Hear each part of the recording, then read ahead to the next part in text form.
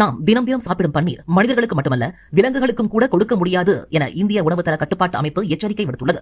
இந்தியாவில் உள்ள அனைத்து பகுதிகளிலும் இருந்து 122 பன்னீர் சாம்பிள்கள் சேகரித்து கொடுக்கப்பட்டு பரிசோதனை செய்யப்பட்டது.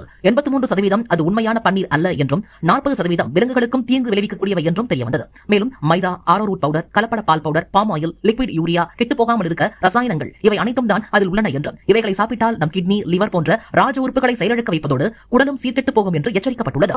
இவ்வளோ கண்டுபிடிச்சிருக்கீங்க, அதில் கெமிக்கல் இவ்வளோ கலந்துருக்காங்க, மக்களுக்கு அது இது இல்லைன்னு தெரியுது, அதையே எச்சரிக்கை பண்ணுறீங்க, அது பேன் பண்ணணும்னு தெரியாதா? இந்த மாதிரி வீட்டு தான் நிறைய நம்ம ஊரில் கெமிக்கல் கலந்த நிறைய பொருள்லாம் விற்கிறாங்க. ஸோ பெரியவங்க சாப்பிட்றதுலேருந்து சின்ன பசங்க சாப்பிட்ற பொருள் வரைக்கும் எல்லாமே கெமிக்கலாக இருக்குது. அதுக்கு பணம் வந்தால் போதும்னு நினைக்கிறாங்க. ஆனால் மக்கள் இப்படி போனால் நமக்கு என்ன அப்படின்ற மாதிரி ஒரு நிலைமையாயிடுச்சு. ஸோ அது தப்புன்னு தெரிஞ்சால் அதை தடை பண்ண பாருங்கள். அதை விட்டுட்டு விற்கிட்டோம் அப்படின்னு நினச்சி விட்டுறாதீங்க. பன்னீர் குழந்தைங்கள்லேருந்து பெரியவங்கலேருந்து எல்லாரும் சாப்பிடக்கூடிய ஒரு ஃபுட். அது இவ்வளோ இதுவும் கலக்கிறாங்க அப்படின்னா அப்போ அது இவ்வளோ எந்த அளவுக்கு ஒரு கேடாக இருக்கும் அந்த பன்னீர்ன்றது. ஸோ இனிமேல் வெளியே பன்னீர் வாங்கி சாப்பிட்றதுக்கு கொஞ்சம் அவாய்ட் பண்ணிக்கோங்க. முடிஞ்ச அளவுக்கு ஏதாவது ஒரு பொருள் நல்லது இல்லை அப்படின்னு தெரியுதுன்னா அதை தடை பண்ணிடுங்க.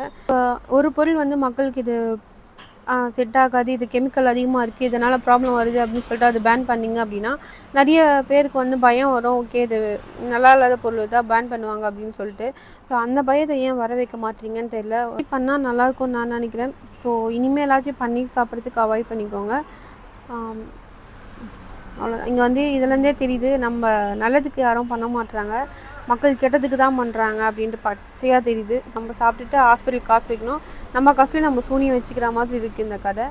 ஸோ இது ஃபுட் சேஃப்டிக்கு தெரிஞ்சு எச்சரிக்கைன்னு மட்டும் பண்ணுறாங்க.